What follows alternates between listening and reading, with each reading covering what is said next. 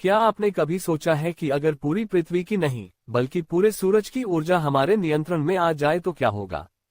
क्या इंसान इतनी बिजली बना सकता है कि लाखों वर्षों तक ऊर्जा की कोई कमी न रहे?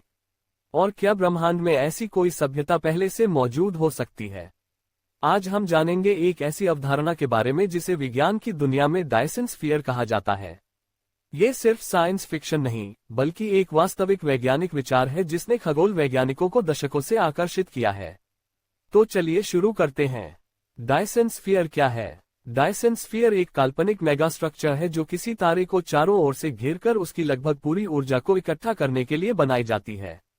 हमारा सूरज हर सेकंड इतनी ऊर्जा छोड़ता है कि मानव सभ्यता उसका केवल एक बेहद छोटा हिस्सा ही उपयोग कर पाती है। अगर कोई सभ्यता पूरे तारे की ऊर्जा का उपयोग कर सके तो उसके पास लगभग असीमित ऊर्जा होगी। यह विचार किसने दिया? साल 1960 में प्रसिद्ध भौतिक विज्ञानी फ्रीमैन डायसन ने यह विचार प्रस्तुत किया। उन्होंने कहा कि यदि कोई अत्यधिक विकसित सभ्यता होगी तो उसकी ऊर्जा की जरूरतें इतनी बढ़ जाएंगी कि उसे अपने तारे की लगभग सारी ऊर्जा का उपयोग करना पड़ेगा। उन्होंने यह नहीं कहा था कि एक ठोस गेंद बनाई जाएगी, बल्कि लाखों करोड़ों ऊर्जा संग्रह करने वाले उपग्रह तारे के चारों ओर घूम सकते हैं। डायसन स्फीयर के प्रकार। 1. Dyson swarm. ये सबसे व्यवहारिक मॉडल माना जाता है।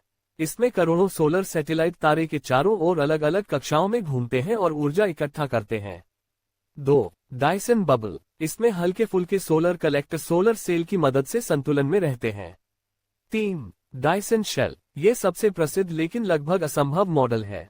इसमें पूरा तारा एक ठोस खोल के अंदर होता है। इतनी विशाल संरचना को बनाना वर्तमान भौतिकी के अनुसार लगभग असंभव माना जाता है। इतनी ऊर्जा कितनी होगी? सूरज लगभग 3.8 गुना 10⁻26 वॉट ऊर्जा हर सेकंड छोड़ता है। ये पृथ्वी की कुल ऊर्जा खपत से खरबों गुना अधिक है। अगर इंसान इसका सिर्फ 1% भी उपयोग कर ले तो लाखों वर्षों तक ऊर्जा की कमी नहीं होगी। इसे बनाने के लिए कितनी सामग्री चाहिए? कल्पना कीजिए कि आपको सूरज के चारों ओर करोड़ों किलोमीटर तक फैली संरचना बनानी है।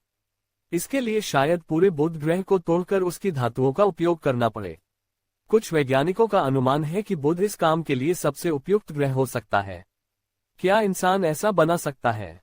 आज की तकनीक से बिल्कुल नहीं, लेकिन भविष्य में यदि इंसान स्वचालित रोबोट, अंतरिक्ष खनन और विशाल अंतरिक्ष उद्योग विकसित कर ले तो डायसन स्वॉर्म जैसी संरचना संभव हो सकती है।